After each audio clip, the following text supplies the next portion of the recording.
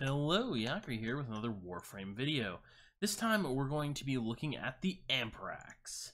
Now I've done a lot of shit posting about the changes to beam weapons. I guess I should really call it, quality game critique and design advice.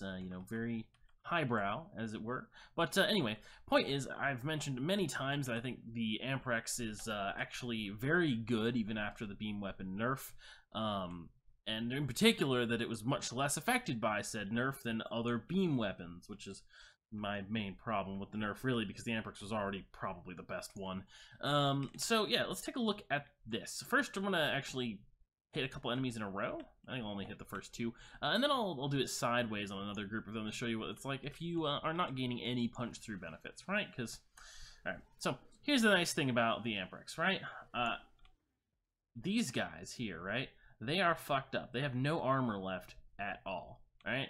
And so I've got 60 rounds left in my 100 round magazine, and I can just kind of, do this, and all the rest of them are dead. And I've still got plenty of ammo left, 36 rounds. They're all dead. Now, if you remember my video where I showed off the synapse, right, after the nerf, the synapse got through, I think, what was it, 3.5 guys, right? This is 1, 2, 3, 4, 5, 6 dudes. All right, so let's say let's try and make it more fair, right? Because the Amprex disproportionately benefits from punch through because of the arcing, right? So let's just fire diagonally through this guy. We're not gonna get any punch through, but it's still a well placed shot, right? And all right, we're gonna change targets to this guy and fire diagonally through, miss out on the punch through. Let's shoot this guy and miss out on the punch through. And things are getting a lot worse for us. But here's the thing: these guys have been stripped of all their armor.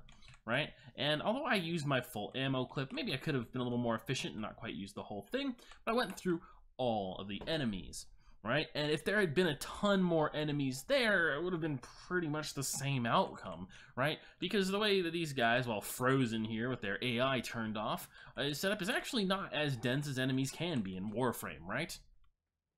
And so that's what makes the Amprex good, right? Because you don't have to change targets as often. And the whole thing about the nerf is that when you change targets, initially your damage is shit, right? And the other thing is that, of course, because the status procs don't ramp up, they start at full strength, right? I mean, the slash procs don't because they're damage-based, but the corrosive procs do, of course, right? They're unlinked from weapon damage. So those start off at full force, and the Amprex spreads those around better than any other beam weapon, I'm fairly sure. Even the Atomos, which chains quite well, I don't think can hit as many targets as the Amprex, provided they're sufficiently grouped together, and you hit through two guys with punch through, right? Pretty sure the Amprex hits more. Okay, so now that I've showed you why this is so effective, and the thing is that in particular this awesome display I have given you will be very effective at low levels, and there's some weird issues with some of the beam weapons at low levels being a little sad. I mean, all right, maybe you're like, wow, you don't need to kill everything instantly. Well, yeah, but I'd like to kill level 40 enemies instantly because those guys are fucking shit. They are not worth the dirt on my boots, honestly. These are level 125 enemies. These are a mild challenge in Warframe, okay? Where you might normally, with a less awesome weapon, have to actually use a Warframe ability to overcome them, right? Okay, so anyway, this is the build I've got. You could swap out Hunter munitions. You don't have to have it, especially because all their armor is going to be gone in short order. You could add some damage type that's going to be good after armor. You could even, for example, let's see, potentially squeeze on here viral damage. I would say would be not a terrible idea. But just slapping on Toxin, right? Because Toxin stacks up as well, just like Slash does. And if you don't want to use Hunter munitions for whatever reason, that's fine. No big deal. Toxic procs are great. You could slap on attack speed and just do only corrosive damage with just crazy attack speed and just burn through people really fast. I don't think the delay scales with attack speed, so I don't know if that's actually valuable. But the ramp wind-up skills with the attack speed, so I don't know if that's actually valuable. And this is pretty much my guide to the Amprex, right? You build it for crit damage. You stick with corrosive as a damage type, although you can branch out if you want because you've already got the proc, right? Getting some viral might get you actually a little bit better time to kill. But corrosive is a great damage type, works well at all levels. Shrug, right? you can't get rid of it, I don't think, right? Right. You don't want to get rid of it, certainly. Here's the thing, you can also do this, right? So we've got a corrosive. No, we don't have a corrosive at all in this. Right, this is actually gotten rid of it. So this build is not good at high levels because you don't have the corrosive, right? I've gone gas and electricity, right? And gas and electricity is less than ideal because you don't get that sweet armor strip that was making this weapon so good before, right? But we can actually still do pretty well with this, and the reason I'm going to recommend this to you is because of how well it can do at low or medium levels, right? So let's just punch through a couple of these guys. Let's get a good situation here. And mostly the reason we're going to do damage with this right now is because we're getting critical hits on these gas procs, which is giving us slash procs, right? And the slash procs are ignoring their armor because of hunter munitions, right? You know, it's actually not too bad against these Arid heavy gunners. It's not as good as stripping all their armor, obviously, right? But because the the chain lightning arcs, right, will also create gas clouds, and those gas clouds the enemies will hit each other. So you're getting a lot of multi-hitting going on. So you create a shitload of like overlapping crits for more procs and stuff. It's really nice. Now these guys, though, it's not super great against. But let me give you an example of what this is great against. So let's call all these guys, and if we summon the Dog Masters, right? The Drek ones, right? Yeah, Drek Masters. I believe these guys still summon their dogs to give you more than 20 enemies, actually. Oh, and we need to turn the AI on for this. So invincibility on, AI on. Could probably survive it just with Iron Skin, but it's kind of work, you know. All right, so we've got a fuckload of enemies now, right? Fuckload of enemies. Let's let them gather up on us. This is an unrealistic. Oh crap! They took my gun. Well, you know, I probably should have thought this through. I wish the invulnerability protected you from it, but bet this does. Oh crap! Did they do it again? So this is like an unrealistically high number, right? But you can get a pretty high number, much higher than, obviously, than the groups of heavy gunners I was showing you earlier, and you can do this shit, right? Oh god, this is ridiculous. You probably want to stick on one target given the changes to how these weapons have worked. Fuck. You know, maybe this isn't going to work out for a test. I might have to just do butchers, right? Because they'll group up as well. Shit. Come on, stop doing this to me. Come on. This is ridiculous. This is ridiculous. This is ridiculous. Well, I killed all the dogs, as you can see. They pretty much all died, because the whole point I'm trying to make here, and failing at, is that gas damage is great if you want to kill crowds of enemies, and the weapon damage you have available is overkill, right? If you can kill an enemy with, like, gas is an inappropriate damage type versus many enemies in the game, right? Especially armored enemies. But even if it is an inappropriate damage type, even if it's an inefficient damage type for the enemies you're fighting, it doesn't matter if your weapon deals massive overkill. But gas damage deals damage in a 5-meter radius, which means that you can hit multiple enemies at once. Now, hitting multiple enemies at once for massive overkill is better than hitting one enemy at a time for massive overkill, obviously, right?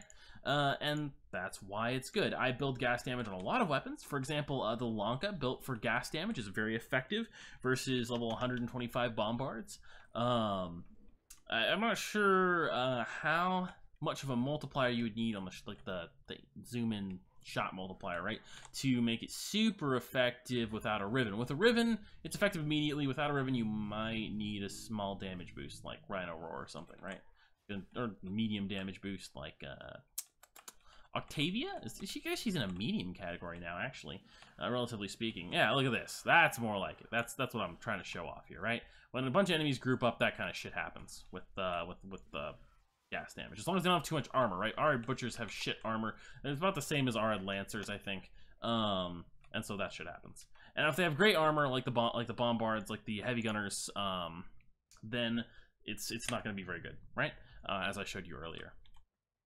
But if they don't have very good armor, then this can be more effective than Corrosive would be. Or Corrosive would kill them like a little bit slower, so you would only be getting, you wouldn't be getting these overlapping bubbles of toxic damage, right? You'd just be getting like the chain lightning from your gun. So yeah, that's how that works. It's a little bit overkill on the Amprex, but it can be very fun because, especially at lower levels, you're not gonna have to actually wait for the wind up, right? Too much. You're gonna have to get like half a second into it right? But when the armor doesn't matter, especially when combined with this gas bullshit, you end up getting crazy stuff happening, right? Let's get like these guys, right? Level 50. Come on, come on. Yeah, so or rather, actually, let me phrase that a different way. So this has a wind up, right? You know, I've talked about the wind up on beam weapons a lot. I'm sure most of you are familiar with it. Takes 1 second to reach full damage. Well, here's the thing. All I need is 1 proc at full damage on one of these guys when they're in a group, and they're all going to die. So now the wind up doesn't have to be reached for multiple enemies, even if I couldn't chain to all these enemies with the Amprex. So some note to anyone who wants to build one of the other type of beam weapons up, right? If you do, especially if it's a crit capable one, if you combine hunter munitions with gas damage and criticals, the gas cloud will deal a AoE, right, 5 meters of gas damage, and when it procs, right, and apply a toxic proc. Now, if it's a crit, that AoE of gas damage will apply an AoE slash proc based on the gas like cloud damage, right? And now you've got this like small, it's a very small burst, but it's a small burst AoE slash weapon, right? So now you've converted your gas damage type, which deals poor damage versus almost everything, to slash damage type, at least on the enemies where you get the lucky slash proc, which deals great damage on basically everything. And if you get that proc as like you'll probably get like 1 or 2 procs on a high status beam weapon like this, once it's wound up to full, like the last 2 hits before it kills the guy you're actually aiming at, well, that will deal full damage to all the enemies touched by the gas proc, the full damage of your weapon. So that's a kind of a way to get around the limitations of the ramp up, right? That they added in the per enemy ramp up.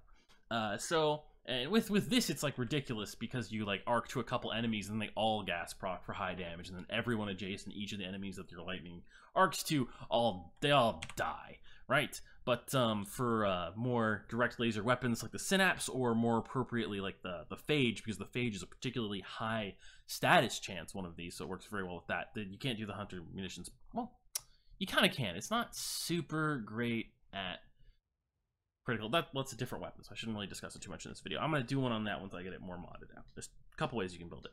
Anyway, so that's the general idea behind this. This is kind of neat at low levels because as soon as you get to like that, like 80% of the wind up on one enemy, it gas procs and kills all the enemies nearby, right? And this at high level is good because it's just going to strip all their armor off, and the Amprex, of course, does naturally avoid a lot of the penalties for the having to retarget because you just hit a group of enemies all at once, right?